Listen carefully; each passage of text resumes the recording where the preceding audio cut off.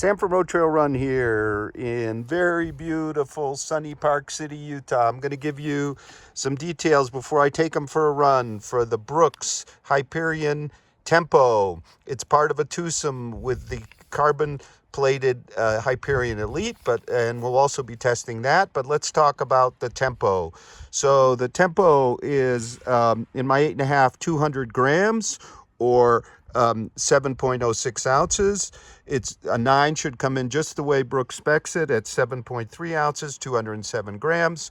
It's an 8 millimeter drop shoe. I don't have the stack height, but there is plenty of stack here.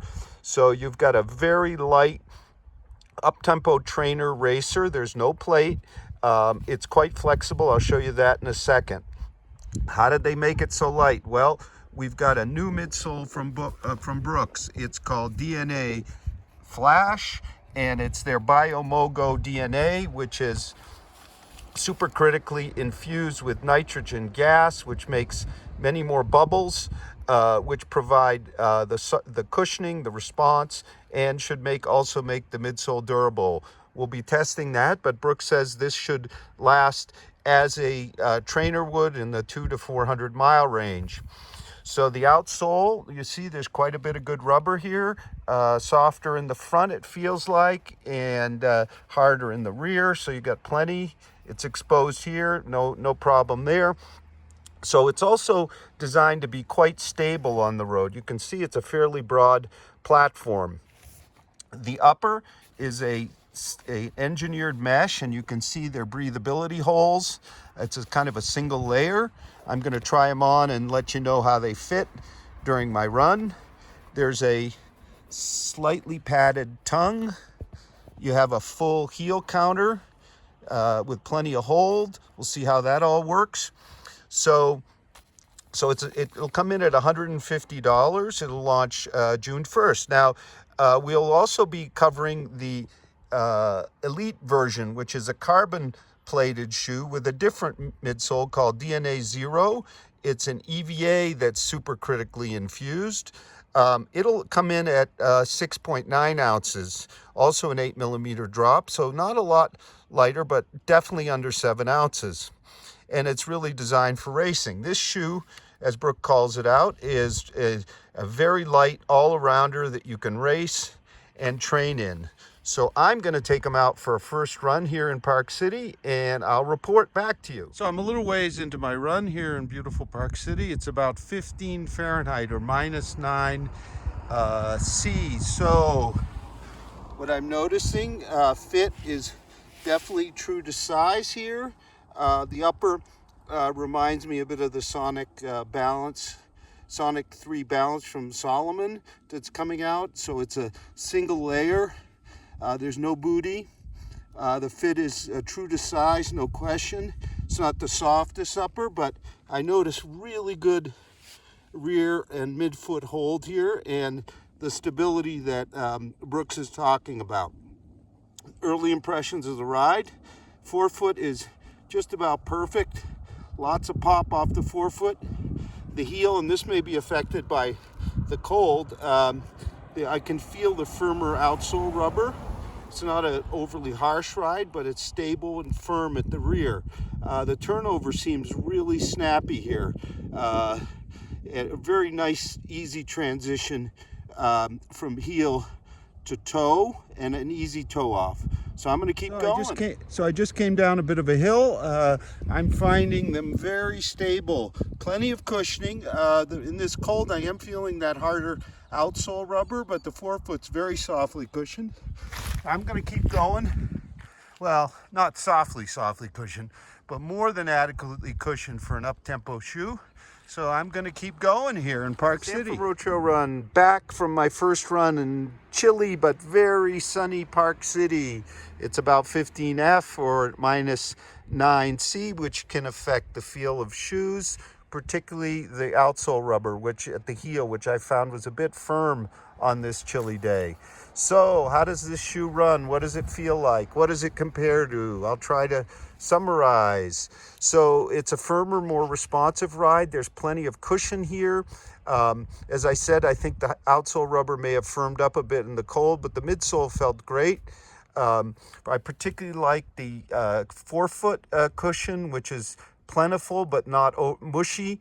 Everything is very stable. Says it should be. So you see the rubber, the softer rubber in the front, I think gave me that nice forefoot feel. Firmer rubber in the heel, lots of stability, a bit on the firm side though. This is not a heavily rockered shoe, but I did find that landing more towards the midfoot moved things along really nicely. So what's this good shoe good for? Well, let's take a look at some comparisons here. So by weight alone, you're gonna for 2.5 ounces less in weight than the Launch 7, you're gonna get a more responsive, a bit more dynamic ride at a greatly lower weight. And the same applies to their Revel 3, which is kind of a bouncy ride. This weighs 1.5 ounces less. So I'm seeing this really as a workouts-oriented shoe, a speed shoe. I think it could be a very good choice because of that inherent stability for those that need a bit of pronation control in a race shoe. It's not a pronation control shoe, but everything at the rear is really well held, really stable. So when things start to go south in a marathon, this one's going to keep you well supported. Other shoes I thought of were the Razor 3 and other Hyperburst Skechers shoes. Well, this is a bit heavier, about 1 ounce, a bit heavier. It has considerably more outsole rubber. It's not as springy. It has a higher drop here with the 8 millimeters versus the 5 in the Razor, and I really appreciated that. I tend to bottom out in the Razor, but it's not quite that. It's not a springy ride. It's more a little denser, a little more snappy, responsive ride. Others that come to mind, and we'll be having reviews of those, are the new Fuel Cell TC from New Balance, which is considerably softer with a plate, as well as the Pegasus Turbo 2 from Nike. This is firmer and I think a bit more stable. While we're talking about Nike, let's just talk about the Pegasus 36, which is over 1.5 ounces heavier. This is a fairly similar ride, at least in the cold, to a Pegasus, but the cushioning is more forgiving if both are kind of firm, and the forefoot is just a lot more forgiving if stable and firm. So another one that comes to mind, the New Balance 1400 V6, which weighs about the same. What's kind of interesting here is for the same weight, you get a lot more cushion, a lot more forgiving cushion than the Revlite, but still a snappy ride. So those two, I think, are really kind of interesting competitors. Here you have a kind of more maximally cushioned shoe at the same weight with kind of that up-tempo, faster ride. So we're going to have a full multi-tester review of the Brooks Hyperion Tempo, which is coming in June 2020, as well as the Elite version. We're just getting those in for tests. We'll be comparing these and the Elite to all the upcoming super shoes from Skechers and New Balance and Saucony. So thank you very much for watching, and we'll have those reviews real soon as we can. Thank you.